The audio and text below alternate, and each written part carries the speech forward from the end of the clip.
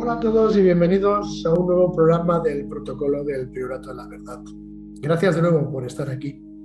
Hoy tenemos esa segunda parte del sello del Creador, de la firma divina, en que empezamos la semana pasada dando una pequeña explicación de cómo diferentes tipos de formas de trabajar, en este caso las letras hebreas, juntamente con nuestro ADN humano, buscando nuestras células nucleadas, nucleótidas, para encontrar un tipo de firma que nos corroborara, gracias de nuevo, como os digo, a las letras hebreas, como parte de uno de esos instrumentos secretos y muy bien escondidos y guardados que tienen parte de la élite humana, nos podrían hacer entender muchísimas cosas.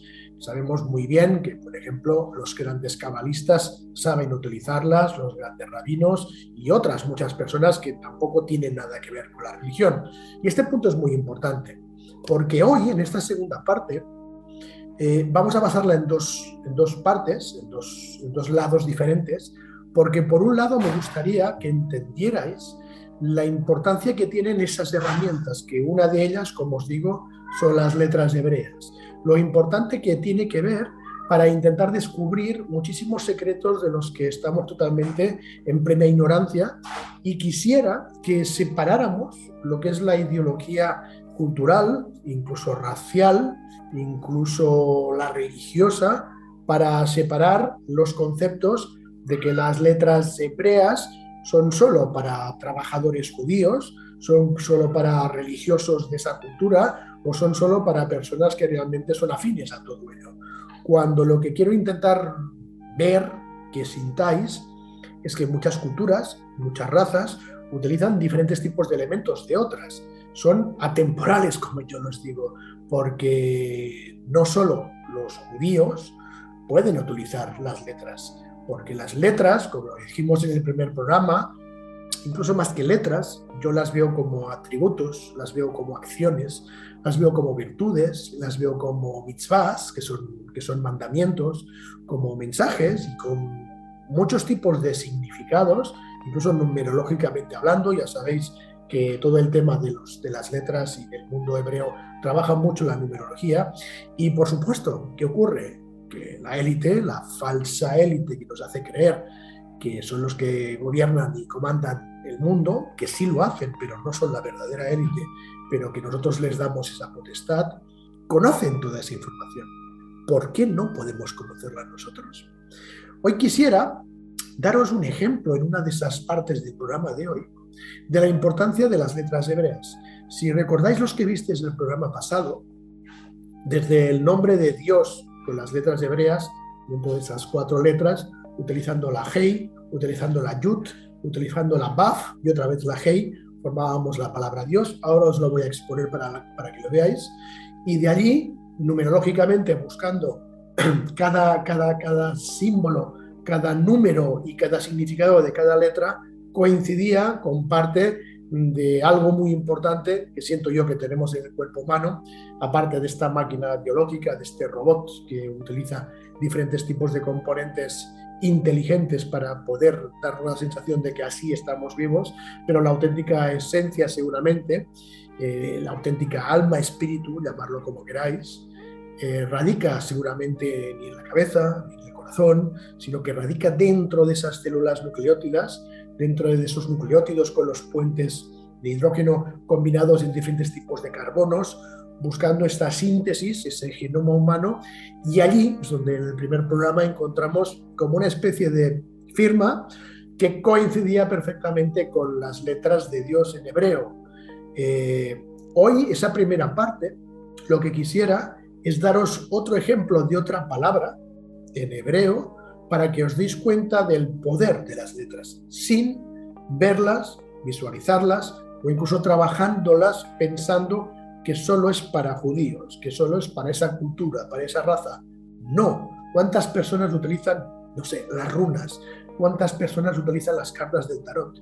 ¿Cuántas personas trabajan con chamanes? ¿Cuántas personas de muchas culturas diferentes e ideologías van por diferentes partes del mundo utilizando técnicas culturales diferentes para intentar aplacar sus ansias de conocimiento y de sabiduría? Quiero que entendáis que las letras hebreas es lo mismo. De hecho, el Zohar utilizando el Akadosh, dentro de los campos cabalísticos, ya nos cuentan que las letras hebreas es mucho más allá.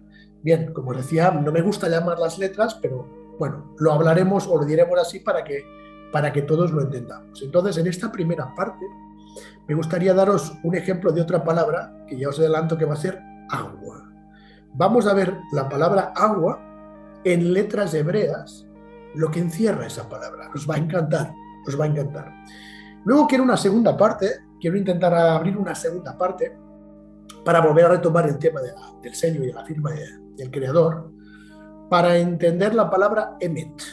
La palabra emet mucho tiene que ver con el tercer cubo, con el cubo en África Central.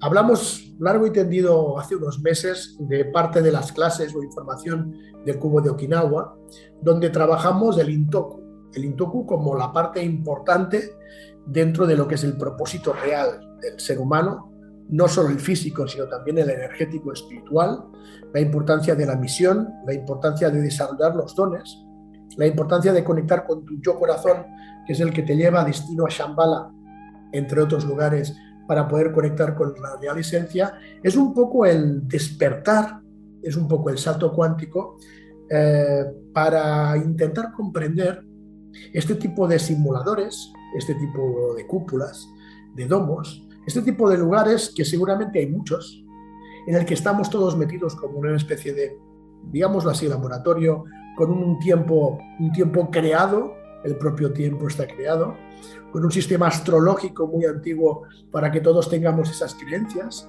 y que evidentemente funciona, porque la astrología funciona perfectamente. Está claro que utilizando correctamente la astrología, una persona con todos sus datos perfectamente puede saber cómo va a ser esa persona. También la astrología nos puede hacer comprender, sobre todo la más antigua, la primera que conocemos, que fue la de Sumeria, nos puede hacer comprender también de que el destino de cada uno está escrito, que nacemos con ese libro de ruta, con ese libro de bitácoras debajo del brazo, pero que se puede modificar. Todo ello es muy importante y muy interesante, pero nos lleva a hacer muchas preguntas, ¿no? Y la palabra Emet ya veréis que nos va a llegar un poco más allá de todo ello, para tener más significado en todo lo que representa el idealismo del ser humano. Va a ser muy interesante porque de la misma manera que, como os comentaba, utilizamos el Intoku en Okinawa, en el tercer cubo, en el cubo de África Central, utilizamos el Tikkun. Entonces vamos a intentar comprender de una forma muy sencilla, creo que como el primer programa dijimos que esto es como si hubiera un profesor con niños, voy a intentar hacerlo lo mejor posible porque de profesor poco sé, pero al menos si son niños que están escuchando, nuestro niño interior que nos está escuchando, espero que de una forma muy sencilla os pueda explicar en pocas palabras lo que quiero hacer entender a la gente, ¿no? De esta forma empezaremos a enlazar el programa de hoy, el segundo programa de hoy del sello y la firma del creador, para tener un poco más de entendimiento. Bueno, vamos por partes. Hoy no utilizaremos una pizarra como tenía el otro día. Hoy he colocado aquí un folio con una camarita. Vamos a comprobar que la tenemos bien alineada. A ver si podemos verlo correctamente. Vamos a ver. Bueno, aquí tenemos, vamos a ver si podemos verlo bien. Vamos a hacer un pequeñito resumen para que recordéis lo de la semana pasada. Vamos a escribir aquí, más bien vamos a dibujarlo. A ver si podemos dibujarlo, que lo podéis ver claro. Aquí tendríamos las cuatro letras que en gematría nos marcarían valor 10, valor 5, valor 6 y valor 5, que esto nos daba 26. Recordáis que dijimos que en el Génesis 1.26, versículo 26, era cuando exactamente nos decía, y Dios hizo al hombre a su imagen y semejanza. Lo que es curioso, para no gastar más tiempo en esto, que es lo que hablamos la semana pasada, es que estas letras, si las dibujábamos seguidas pero verticales, nos sacaba este dibujo, que este dibujo podía sacarnos a este y que este dibujo podría realmente ser esto.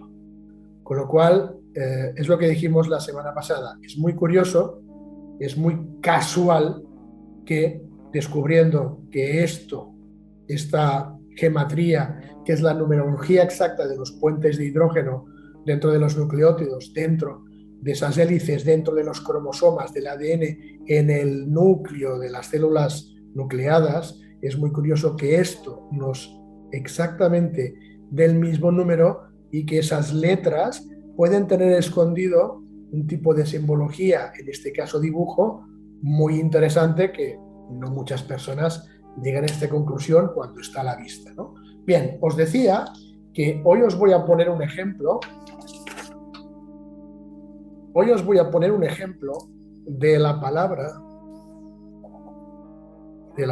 agua para que os deis cuenta de la importancia de las letras, de la importancia de las letras, la importancia de las letras. La palabra agua. Ahora se ve bien.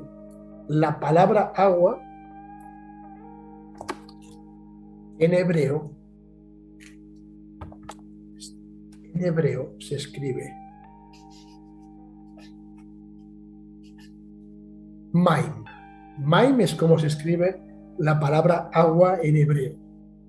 Y si buscamos las letras hebreas de la palabra Maim, exactamente, más o menos, aquí escrito así no queda muy bien, pero haremos lo mejor posible. Cuando las escribimos, nos salen 3 letras. Esto es la Mem, esta es la Yud, que ya la conocemos del nombre de Dios, y esta vuelve a ser la Mem. Es importante, es interesante, porque diréis, bueno, ¿cómo estas dos, que son la misma letra, una está cerrada y la otra está abierta? Bien, en la casuística del alfabeto o el alefato hebreo, hay muchas letras que si están en el principio y en el final de la misma palabra, dependiendo de lo que tengan como significado, unas quedan abiertas y otras quedan cerradas. Ya os daréis cuenta ahora, vamos a seguir, de por qué esa misma palabra en el principio queda abierta y en el final queda cerrada, pero es exactamente la misma palabra. Bien, lo que es interesante de esto es que hemos dicho que en hebreo agua significa maim, pero lo que es curioso es que la traducción exacta sería aguas. Se traduce siempre en plural. La palabra incluso, aunque la tengamos en singular, en hebreo siempre se traduce en plural. Siempre se llama las aguas. Maim es plural, así que tendremos que llamarle aguas, lo que nos indica que es un concepto de más de un estado, que estas 3 letras, cada una de ellas es un estado diferente, por eso aparece la S como plural. Y es fácil entenderlo, muy fácil entenderlo. Si colocamos aquí Mem, tenemos un primer Mem abierto, tenemos un segundo Mem cerrado. Tenemos un primer Mem abierto y un segundo Mem cerrado. Como os decía, esto lo que significa son 2 estados de conciencia diferentes, 2 estados distintos. Dos estados distintos de conciencia. Pero tenemos 3, porque además tenemos la Yud. Bien, lo que es interesante es que este primer estado de conciencia es el agua que fluye. El agua que fluye. El de atrás, el último, es el agua estancada. Agua estancada. Y el tercero, que sería la Yud, sería exactamente el agua evaporada. La primera mem, el agua que fluye. La segunda, que es la yud, el agua evaporada. Y la tercera mem cerrada es el agua estancada. Por eso se cierra. Porque la primera se deja abierta porque fluye y la segunda se cierra porque es estancada. Y evidentemente la yud, como pieza en el cielo suspendida, es el agua evaporada. ¿Os suenan estos tres tipos de agua? Por supuesto que os suenan, porque el agua que fluye es líquida. El agua evaporada es gaseosa. Y el agua estancada es la que llamaríamos el agua sólida. ¿Entendéis ahora por qué se escribe en plural la palabra maim en hebreo? Con la primera mem abierta, la segunda mem cerrada, siendo agua estancada sólida, y la yud como el agua evaporada que sale de los cielos. Os voy a poner ahora la importancia que os decía sobre este ejemplo de las letras. Os voy a volver a escribir aquí la primera, la segunda y la tercera cerrada. Esto se podría deletrear como M y la del medio una O, mom. Algunas veces hemos hablado de mom. Alguna vez hemos hablado de mom como la vibración del planeta Tierra. Mom es el auténtico mantra que se utiliza para conectar con el planeta Tierra. Por supuesto, el agua es muy importante, porque el agua es uno de los elementos, no aparte de los 4 elementos conocidos, sino que es uno de los elementos más importantes para la conexión con el planeta. Bien, ¿os acordáis que aquí, con el dibujo de Dios, hicimos esta pequeña comparación de las letras? ¿Os acordáis? Pues aquí ocurre exactamente lo mismo. Fijaros, si esta primera, lo haremos al final. Esta última mem, que se podría hacer como una O, en el antiguo Egipto y en el antiguo Sumerio, era una H. La primera sería exactamente una H. Y la O sería una O. ¿A qué os suena esto? ¿Os suena algo? ¿Hace falta que os lo diga o no? Nos sale la fórmula del agua, H2O. 2 H's y el oxígeno, hidrógeno, oxígeno. O sea que la propia fórmula del H2O saldría del mom dentro de la palabra del mem, dentro de esos diferentes tipos de estados, de aguas, que las letras hebreas nos traducen como la palabra agua. La gematría, si ahora utilizamos la gematría de estas palabras, también es muy interesante, porque esta mem son 40, la otra mem también son 40, y la yud son 10. ¿Cuánto nos da el total? El total de la gematría de la palabra maim es 90, que simplificado es 9. ¿Sabéis cuál es la raíz cuadrada de 9? 3. 3 estados de consciencia en agua: gaseosa, líquida y sólida. 3 estados, 3 letras, que aparece también de la geometría de las letras. ¿Os dais cuenta la importancia que tiene todo eso? La importancia que tiene todo eso. Fijaros un tema muy interesante. El agua evaporada. Si a esta geometría le quitamos el agua evaporada, le quitamos la yud de en medio y sumamos las dos mems, nos daría 40 más 40, nos daría 80. 80 que nos daría 8. El 8, aparte de ser el número llamado infinito, Es el inicio del mecanismo de vida. Cuando el agua central se evapora, ¿qué nos queda? El agua que fluye y el agua estancada. El agua líquida y el agua sólida. Cuando se evapora lo que es la yud central, le quitamos el 10 de su gematría, nos queda 8. 8 exactamente es el inicio del mecanismo de la vida. O sea, que eso también nos indica claramente que la vida parte del 8, parte del agua, de los diferentes tipos de valores del agua.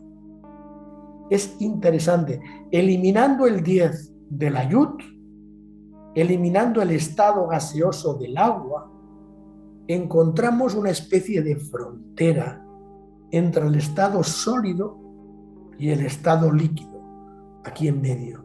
Se hace una frontera aquí en medio.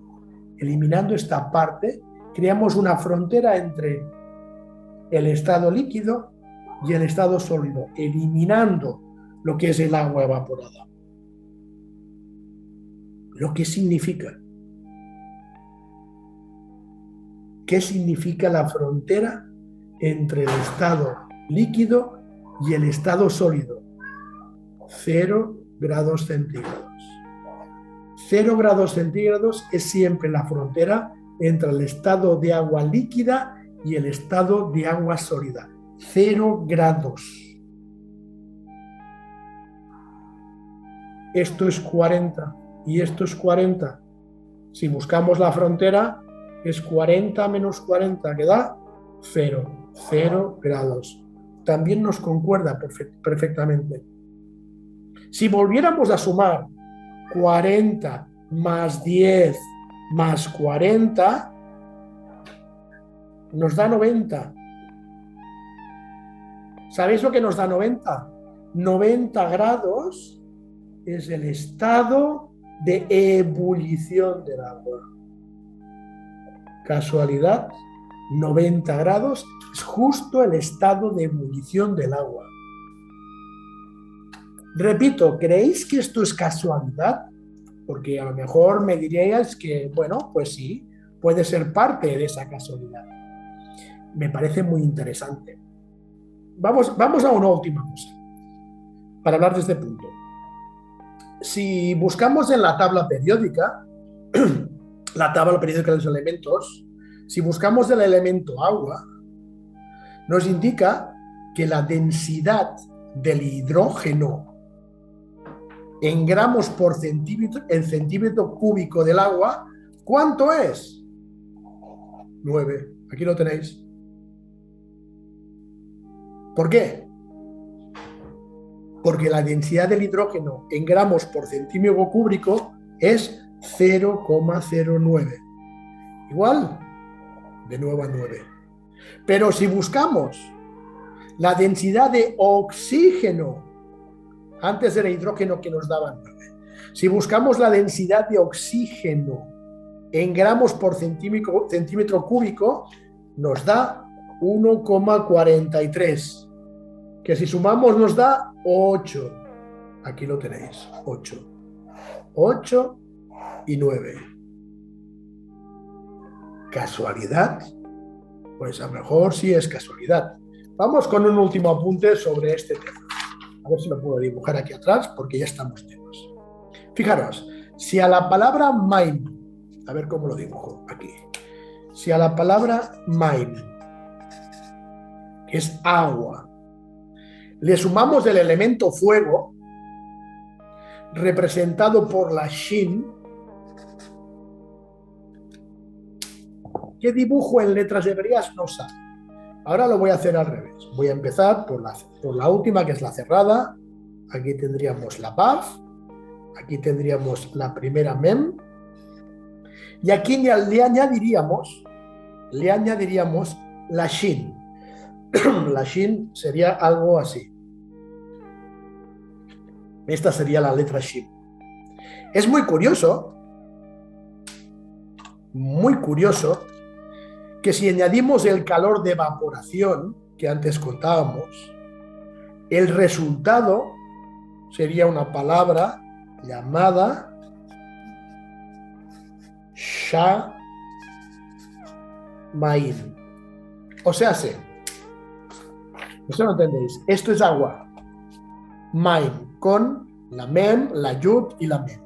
Si le añadimos elemento fuego, que el elemento fuego es la palabra shin, lo que hacemos es añadir calor de evaporación. Cuando se añade calor de evaporación al resto, aparece la mezcla de maim y shin, con lo cual aparece la palabra shamaim.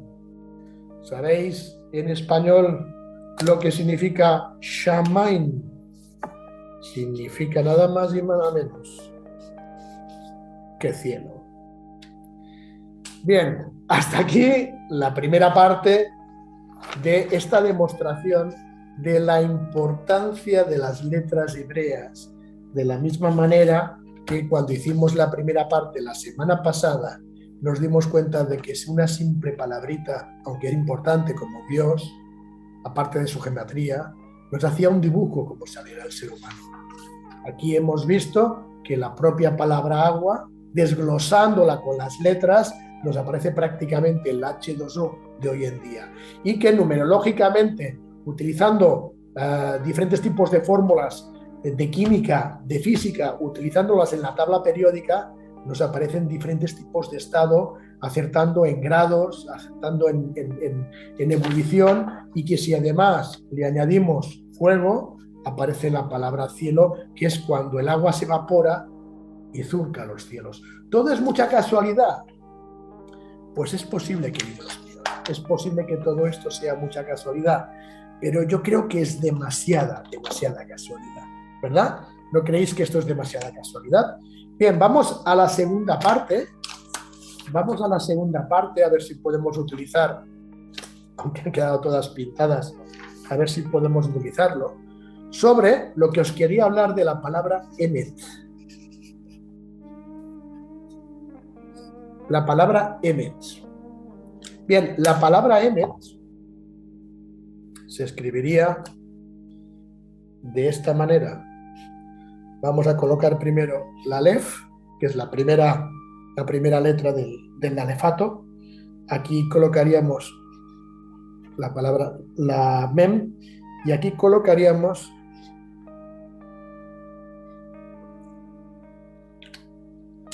la tau. Bien, la alef se pronunciaría como una A o como una E.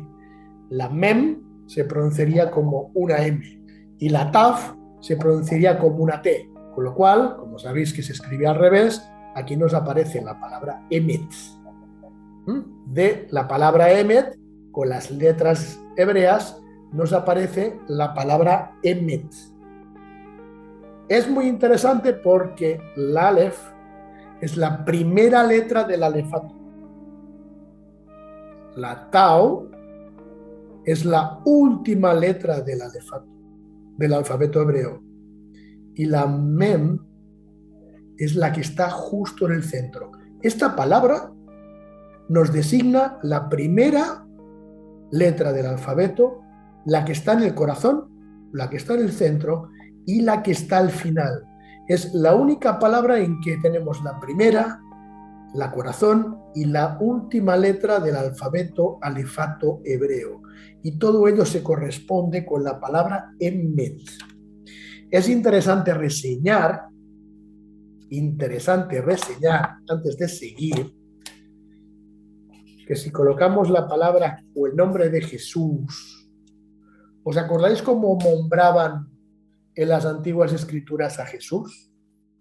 A Jesús lo nombraban, sobre todo en lo que es las partes más greco-romanas, más griegas que no romanas, le llamaban el alfa y el omega. ¿Lo recordáis? ¿Sabéis lo que eran el alfa y el omega en el alfabeto griego? El alfa y el omega se nombraba, si no recuerdo mal, creo que era Juan... me olvidé, Juan 14:6. Creo que es Juan 14:6. En Juan 14:6, Jesús Es llamado como la verdad auténtica y absoluta. Es nombrado como el alfa y el omega, la primera y la última letra del alfabeto griego. Aquí en este caso tenemos la primera y la última, pero también tenemos la central. En el caso de Jesús se hablaba de lo mismo, solo que hablaban de la primera y de la última. O sea que Jesús englobaba todo el alfabeto griego. Y la palabra Emet engloba todo el alfabeto griego con más potencia, porque además le colocan la palabra corazón, que a Jesús no le nombraban con la parte entremedia. Pero en el fondo la simbología era prácticamente lo mismo. Fijaros que incluso al principio del Génesis, en el Pentateuco, hay una palabra que es Baraj Emet, que todavía Baraj Emet rubrica mucho más que la palabra Emet, porque el verdadero significado de Emet es la verdad. Por eso Jesús también decía, yo soy la verdad. Estamos hablando del mismo tipo de suceso, del mismo tipo de elemento, uno con una especie de simbología judeo-cristiana y el otro con una simbología arameo-judía. Baraj Emet, al principio del Pentateuco, significaba verdad, Baraj palabra. La palabra es la verdad. De la misma manera que a Jesús nos decían que sus palabras eran la verdad, que Él era la verdad, Él era el camino. Ya nos hacían entender que todo esto estaba ligado. Bien, a partir de aquí aparecen dos cosas muy interesantes. Uno, dentro de la creencia judía, y otro dentro del resto de los no judíos. Por supuesto que todo el tema que aparecía del Baraj Emet o del Emet o de Jesús dentro de la apariencia judía, pues tiene unas connotaciones, sí es cierto, un poco más religiosas, un poco más de esa propia raza, que le llamaban los 613 preceptos, o los 613 mandamientos, o los 613 mitzvahs, una serie de mandamientos relatados por los antiguos rabinos cuando los judíos tenían que encontrar a ese Mesías, tenían que encontrar la verdad, tenían que conocer la auténtica realidad, pero por supuesto no podían dejar al resto al margen, porque en el fondo, a pesar de ello, saben que todos estamos dentro del mismo saco. Entonces, aparte de los 613 preceptos, se trabajaron lo que se llamó los 7 preceptos o las 7 mitzvot, los 7 mensajes, los 7 mandamientos de los hijos de Noé. Los 7 mandamientos de los hijos de Noé para la humanidad entera, no solo para el mundo judío. Cuando hubo el diluvio universal, sabéis perfectamente que se hizo un borrón y cuenta nueva, fue una especie de reset, donde se intentó que de nuevo la humanidad tuviera una nueva oportunidad, y esos preceptos, esos mensajes, esos mandamientos, esas mitzvahs a los hijos de Noé representaban que los hijos de Noé serían los grandes pontífices de la nueva humanidad que tenía que llegar. Por eso se les dio una serie de mandamientos, prefiero llamarlos preceptos, para que esa nueva humanidad tuviera una especie de, ¿cómo lo diría?, de leyes, de normas, para no desviarse del camino en contra del caso del por qué se tuvo que hacer en ese momento un gran reset. Es interesante, aquí lo vamos a escribir, los preceptos. El primer precepto era administrar justicia. El segundo precepto, abstenerse de blasfemar. Lo que aquí nos indicaría no mentir. El tercero, abstenerse de adoración. lo que significaría, que incluso se ha hablado mucho más tarde, en la época de Akenatón Moisés, del adorar a ídolos. El cuarto precepto, no crear lujuria, los actos sexuales que evidentemente no sirven al amor puro. Estamos hablando de los vicios, de las banalidades de este mundo, de la famosa caja de Pandora, de los 7 pecados capitales. Tendríamos un quinto precepto que sería no derramar sangre. Y esto nos indica no matarás. Tendríamos un sexto que es directamente, aquí lo dice claro, no robar.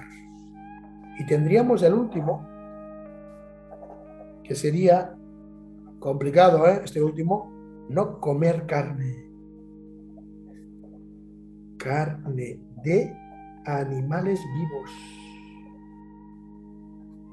Se dieron esos 7 preceptos para que después del reset, el Creador intentara que los hijos de Noé tuvieran todos, fueran judíos o no judíos, una nueva especie, e intentar buscar una especie de normas para comprender de que teníamos que ir hacia otro camino, utilizar las cosas de otra forma. Es como decir que estos 7 preceptos crearía el nuevo justo. ¿Cuántas veces hemos escuchado el famoso salmo de decir los justos serán los que irán al cielo? La recompensa de los justos. Exactamente a eso se refieren los 7 preceptos. La recompensa que llevará a los justos. Esto ocurrió después del diluvio. ¿Qué ocurrió después del diluvio hasta hoy en día? Creo que todos lo tenemos muy claro qué es lo que ocurrió. ¿Estamos utilizando estos preceptos? Por supuesto que no. ¿Estamos utilizando otros? Por supuesto que sí. Aparte, los 613 también se están utilizando. Pues tampoco se están utilizando. Eso significa que ese famoso despertar al que vamos está muy alejado de la auténtica realidad. Quizás esto sería un tipo de virtudes, como las que estamos hablando últimamente, un tipo de valores que si intentáramos hacer un reset en nuestra vida propia, no en el de la humanidad, e intentáramos parar unos segundos dentro de nuestro día a día para reflexionar si estamos haciendo bien las cosas, otro gallo cantaría para el mundo, para el ser humano, porque no estábamos utilizando las cosas correctamente. ¿Creéis que vamos correctamente utilizando las cosas? ¿Hay alguien de los que está aquí escuchando, viendo, que utiliza los 7 preceptos? No digo que no, pero eso es lo que tendría que hacer el ser humano. Eso es lo que se tendría que hacer. Y esto nos lleva a algo muy interesante. Más o menos ya habéis visto todo esto. Esto nos lleva a algo muy interesante. Y por eso os hablaba al principio del Tikkun. El Tikkun que vimos en la cueva en África Central. La palabra Tikkun, que también se utiliza mucho en la Cábala, lo que sería la auténtica traducción de Tikkun, sería un estado de corrección. Corrección. Un poco basado también en el famoso Kybalión de Hermes, el 6º precepto de Hermes, el efecto causa. Dime qué haces, dime cómo eres, dime qué energía sustraes, dime qué vibración trabajas, dime con quién vas y te diré cómo eres y cómo te irá la vida. El estado de corrección, el estado del Tikkun, que va muy ligado al Intoku que hablamos antiguamente desde el cubo de Okinawa. Esos 2 estados, Intoku y Tikkun, van muy relacionados. Estado de corrección. ¿Habéis visto que se dieron 7 mandamientos para intentar hacer mejor las cosas de como las estamos haciendo? Si volvemos a la idea de que estamos en una especie de simulación, y si seguimos queriendo de que estamos en una simulación, porque la auténtica realidad, los fundadores, los originarios, también tienen evidentemente sus problemas. Están intentando hacer, y nos sigue el cuántico hablando de esta manera, incluso en los cubos, se intentó crear un tipo de simuladores diferentes y muchos simuladores en muchas burbujas toroidales diferentes para intentar buscar una raza humana perfecta. Una raza humana perfecta. El creador, los creadores desde la realidad. Por eso no dice, y creamos el hombre a mi imagen y semejanza. Dice a nuestra imagen. Si lees la Torá en hebreo, no en las traducciones latinas, no dice a mi imagen y semejanza, dice a nuestra imagen. O sea, había unos seres, no un ser, el cual quisieron hacer una nueva raza a su semejanza a la de ellos, para mejorarla, porque evidentemente en el mundo real también tiene que haber, supongo, sus historias. Se crearon diferentes tipos de laboratorios, diferentes tipos de simuladores, todos encerrados en una especie de cúpulas, de domos, todos interactuados entre ellos, y que entre ellos hay comunicación. Eso es lo interesante, que también hemos hablado de ellos, para que al menos a ver si en uno aparece la especie humana perfecta. Hablábamos del diluvio, aquí no funcionó, se intentó dar una segunda oportunidad, pues hasta el día de hoy. No sé si creéis que hemos llegado o merecemos estar en el ranking de todos esos simuladores, en uno de los puntos, de los tops que están más evolucionados o no. Casi es como si estuviéramos recordando la paradoja de Fermi, diciendo, bueno, ¿por qué no vemos extraterrestres si hay tantos mundos, tantas estrellas, tantos planetas? Pues habrá millones y millones de civilizaciones. ¿Por qué todavía no hay contacto? ¿No será, decía Fermi, que somos los que estamos en el top 1, en el punto más arriba evolutivamente, y los demás evidentemente aún están mucho más lejos para poder llegar a la Tierra? Pues ¿quién no nos dice que nuestro simulador es el que está más avanzado? Pues fijaos lo que nos queda. O no. O quizás sí hay una élite que tiene toda esta información y nos tiene cerrada la puerta a conectarnos con los otros simuladores. Cuando durante toda la historia estos famosos astronautas de la antigüedad pues seguramente no serían seres de otros planetas o de otras galaxias, sino que ¿quién no nos dice, y estoy dando una simple hipótesis, no lo olvidéis, que no nos dice que eran seres de otros simuladores conectando con nosotros? Por eso, desde el cuántico, ahora entiendo cuando nos decían, cuando hay esos contactos entre simuladores, es beneficioso para ambos. Las películas hollywoodienses nos invaden precisamente a esto, a invasiones de otros mundos, dándonos miedo y pavor no queremos contactos con nadie porque son todos peligrosos y terroríficos, cuando la auténtica historia cuántica, no la terrestre humana, nos dice que siempre que ha habido conexiones con los otros simuladores, ha sido generalmente beneficioso. Cuando hablamos de conexiones, contactos, canalizaciones con seres pleiadianos, sirianos, arturianos, bien, etc. Reptilianos, draconianos, o sea, buenos y malos, unos mejores y otros peores. Pues bueno, pues muchos creen que son seres de otros mundos, extraterrestres de otras estrellas, de otros planetas. Ok, perfecto. Pero ¿por qué no podrían ser seres de otros simuladores que están entrando en contacto con nosotros? Repito, unos son mejores que otros. Quizá nosotros somos mucho mejores que muchos de ellos. Y quizá habrá otros mundos mucho más evolucionados. Cuando hablas de pleiadianos, sobre todo cuando se habla de los pleiadianos, los seres de luz magnificentes, bueno, ¿quién no te dice que los pleiadianos están en otro domo, en otro simulador, pero en un nivel de conciencia mucho más arriba, en el top 5? Y quizá nosotros estamos, pues no sé, en el top 20. ¿Quién no te dice que en un top 50 están los reptilianos y draconianos y no sé qué, y no sé cuántos, felinos? Quiero que lo veáis desde un punto de vista para tener otra visión, que no estoy diciendo que sea la correcta. Nadie sabe la verdad. La Emet, nadie conoce la auténtica Emet, a pesar de que la élite, la falsa élite, evidentemente la verdadera, que está en contacto con la realidad, con los seres reales fundadores, si tiene esa información, no sé hasta qué punto la falsa élite, las que nos gobiernan y comandan, la tienen completa. Yo creo que tampoco la tienen completa, pero mucha información tienen, por supuesto. Por eso el Tikkun es tan importante, el corregir. El mundo cuántico nos dice, desde el cubo de África Central, utiliza el Tikkun cada día. Dice, además nacéis con Tikkun propio, nacéis con la posibilidad de poder corregir. Si no corregimos todos, este simulador no va a evolucionar. ¿Que hay seres individualmente que pueden salir? Podría ser, pero lo importante es que se cree la auténtica raza perfecta aquí. Lo importante sería que tomáramos todos conciencia de que somos uno, que podemos evolucionar individualmente. Repito, puede que sí. Pero ¿os imagináis lo maravilloso que sería que este simulador fuera el number one y que pudieran de ellos los demás aprender de este?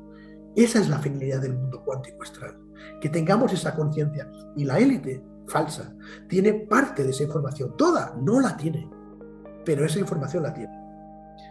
Voy a terminar, porque he dicho que sería breve y al final, como siempre pasa, nos alargamos, con el último punto que os he dicho, que tiene que ver con las naves y con los cubos.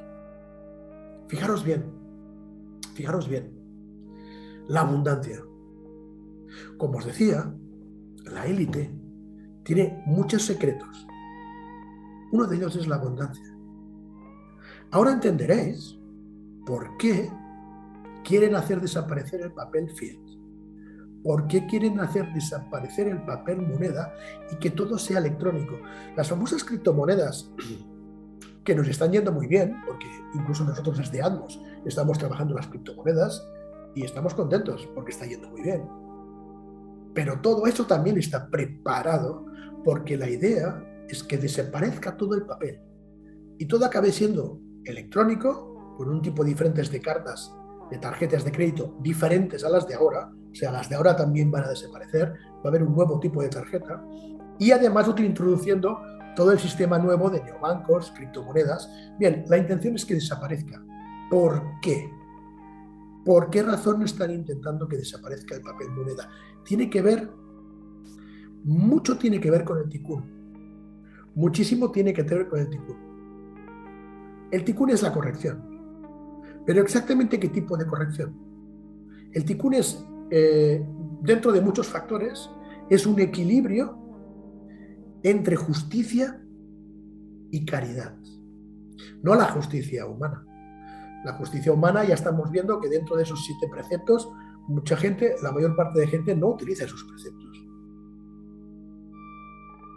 La justicia divina, la justicia de esencia, la justicia universal, lo que llamamos el amor puro, esa es la auténtica justicia. Y está equilibrada con la palabra llamada caridad. ¿Sabéis por qué la élite gana tanto dinero? Entre muchas cosas. Porque sabe utilizar la caridad. Sabe utilizar la caridad. Os voy a poner un ejemplo. A ver qué os parece. Ahora imaginaros que yo monto una ONG. Ahora yo monto una ONG y venga, me voy a África a intentar ayudar al pueblo subsahariano. Y bueno, necesito financiación para todo ello. Y un día llama a mi puerta un gran empresario, una persona rica, una persona que te mira y dice, yo quiero ayudar. Ok, yo hago una donación. Hago una donación a tu ONG. Ok, yo te doy $1 millón para tu ONG. Toma, yo te doy $1 millón. Ok, aquí te lo doy con mi contrato, tú lo puedes recibir, firmamos un contrato, me devuelven los documentos firmados y además esa persona, como buen empresario, sabe hacer perfectamente con su bufete de abogados un buen documento en que esa donación, fiscalmente, evidentemente oficial, a final de año, el gobierno le devuelve parte de ese dinero como donación. Primera pregunta.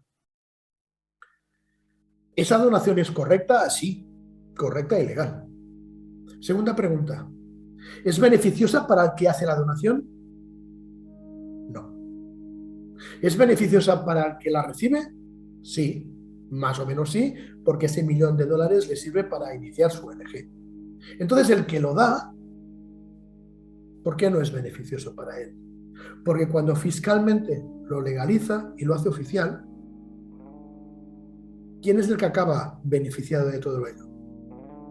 Los gobiernos, los estados, porque cogen parte de ese dinero, de esa donación, a la hora de pagar impuestos.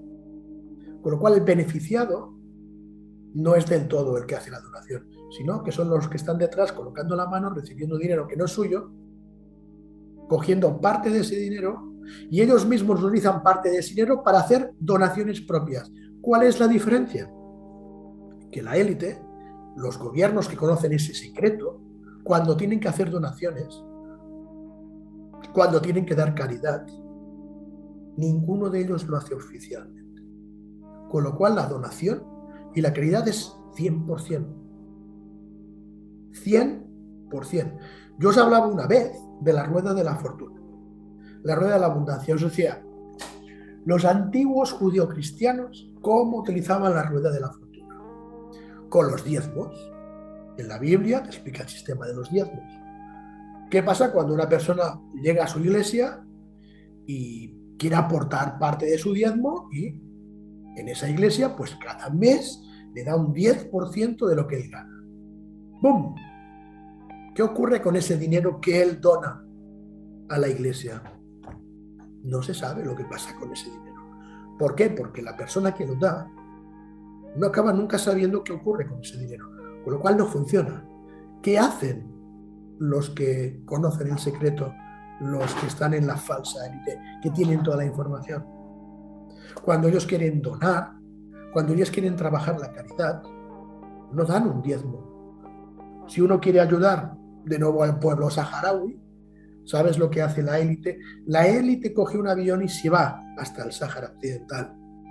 Y allí trae los sacos de arroz, los sacos de comida, da directamente a las manos de las personas el regalo, la donación, la caridad, sin oficializar nada. El 100%, cuando sigue dando la rueda, esa rueda, la divinidad, digámoslo así, te recompensa. Y muchos diréis, pero si antes hablábamos de los justos, esto no es justo, no.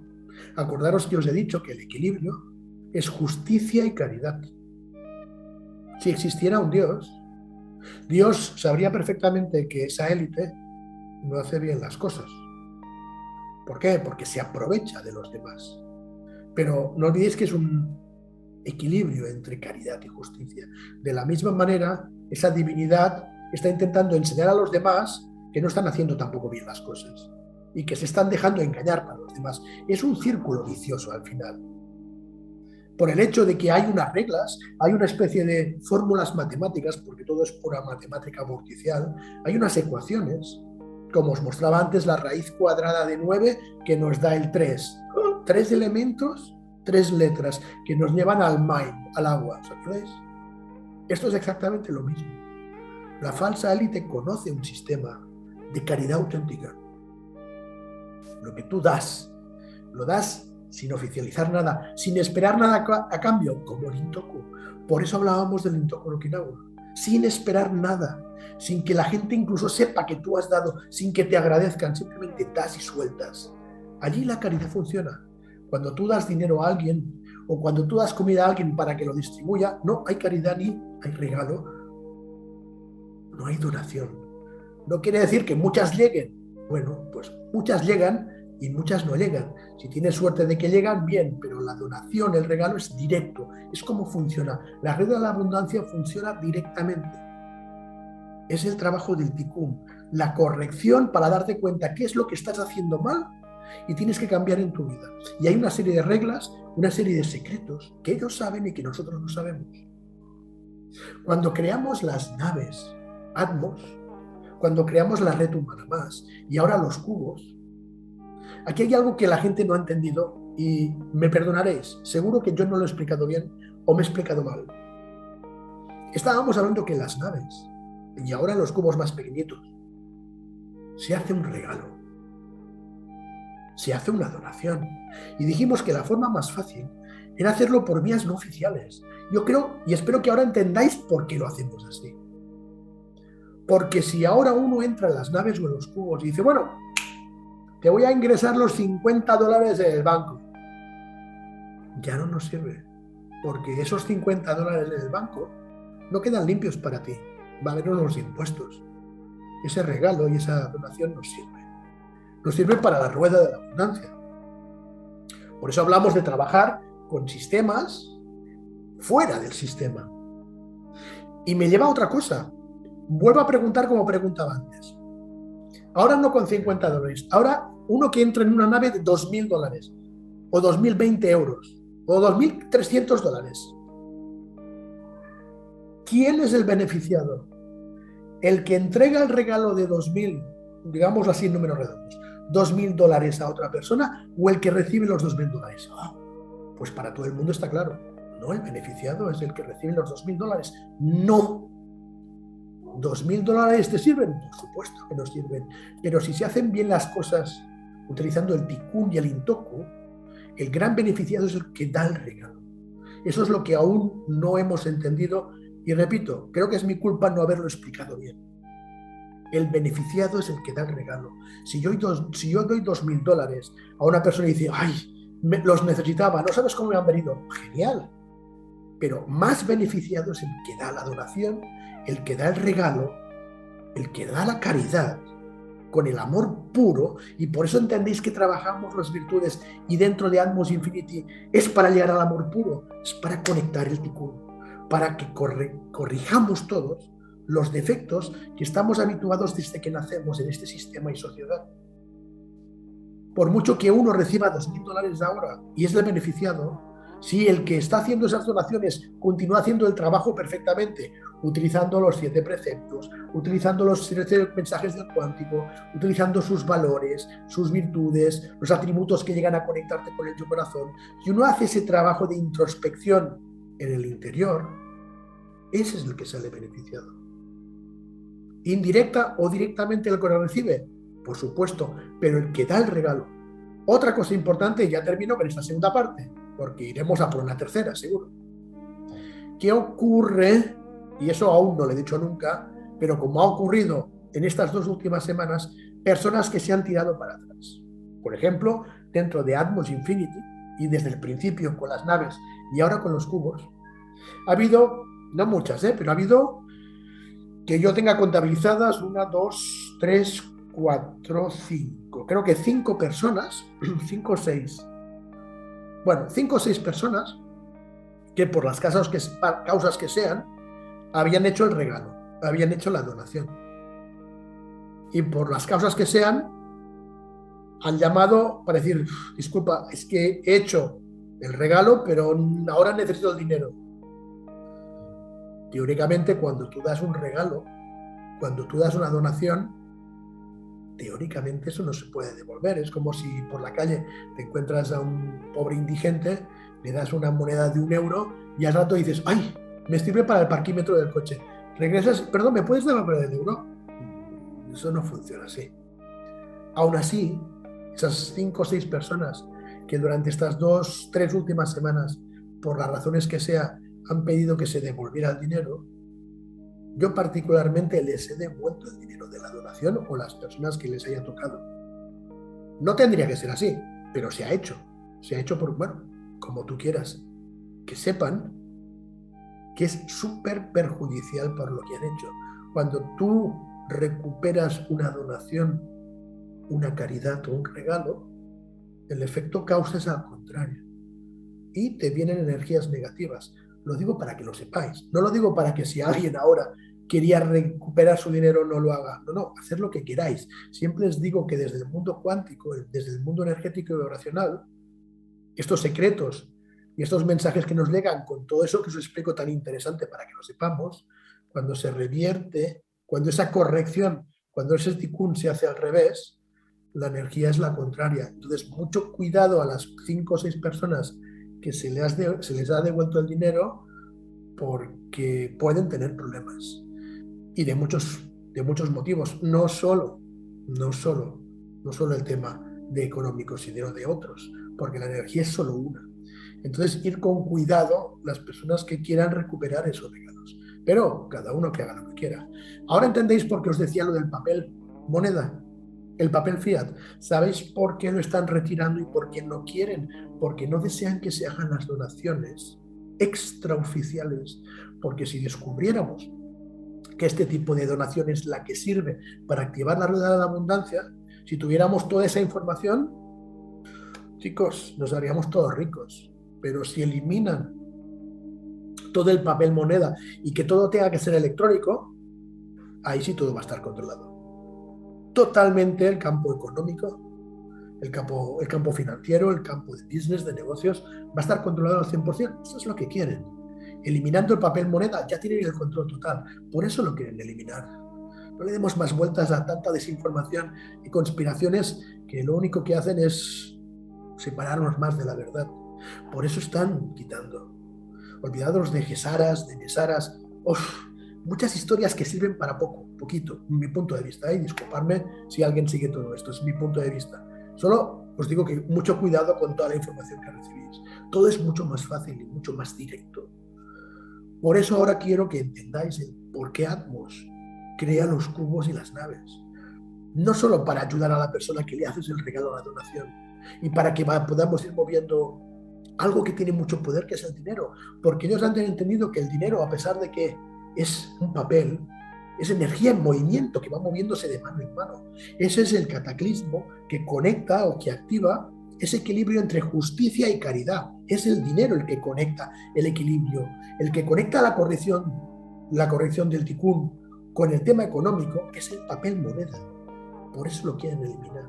Por eso estamos trabajando con los regalos. Por eso trabajamos con las donaciones. Por eso trabajamos con la caridad. El día que entendamos cómo sirve la caridad realmente, pero que se haga desde el corazón. No por decir, yo quiero mucho dinero, voy a utilizar la caridad. No, si se hace así tampoco funciona. Realmente funciona cuando el amor puro es el que se conecta y se hace, nunca mejor dicho, desde el corazón. Cuando tú trabajas la abundancia, la rueda, desde la mente, no olvidéis que la élite tiene controlada la mente de todos. De todos. Pero lo que sale de nuestro interior, nuestra esencia, que no tanto en el corazón, sino que dentro de nuestra sangre y de nuestro ADN es donde radica el auténtico origen de cada uno. Eso no lo pueden controlar, pero la mente la tienen controlada al 100%. Mientras seamos mentales, por mucho que lo trabajemos así, tampoco funcionará. Pero si lo hacemos con auténtico amor puro, haciendo las cosas porque las sentimos, chicos, funciona. Chicos, funciona. ¿Entendéis ahora el porqué de las naves luminosas? ¿Entendéis por qué ahora los cubos? Para intentar desde poquito que la gente pueda ir entrando y de un cubo saltar a la nave y luego saltar al agua. Ahora entendéis por qué hemos empezado en el agua. Empezamos con los cubos, las naves, hasta terminar en el agua. Todo es una rueda de la abundancia con regalos, donaciones, atributos, valores, mitzvahs, mandamientos, correcciones, propósitos de vida, dones, capacidades, misiones. Todo está ligado en este simulador. Y para poder salir de este simulador, para encontrar esa firma, ese sello de Dios, vamos a seguir diferentes tipos de pistas que nos tienen totalmente vetadas. Hoy, con ese ejemplo, os he querido dar a entender con el agua y las letras lo importante que es comprender y saber utilizar estos tipos de valores. Estos tipos de valores que todos tienen un secreto enorme. Fijaros qué casualidades. O cuando hicimos el dibujo del hombre con las letras de Dios. Pero aparece la verdad. Yo soy la verdad. Yo soy el camino. Yo soy el amor puro. Yo soy el alfa y el omega. Yo soy el principio, el corazón y el final. Utilizando el Intoku, utilizando el Tikkun, corrigiendo nuestra vida. La única forma es desde el amor puro corregir nuestra vida y utilizar esos valores y atributos para conectar con nuestro yo interior. Bueno, chicos, parte 2, parte un poco larga al final de este sello de Dios, de esta firma del Creador, para seguir intentando comprender más cuáles podrían ser un tipo de herramientas más interesantes a las que tenemos hoy en día y que nos pueden servir para mucho, ya lo estáis viendo. Gracias a todos y seguramente pronto continuaremos con una tercera parte. Gracias y que tengáis todos un feliz día. Gracias.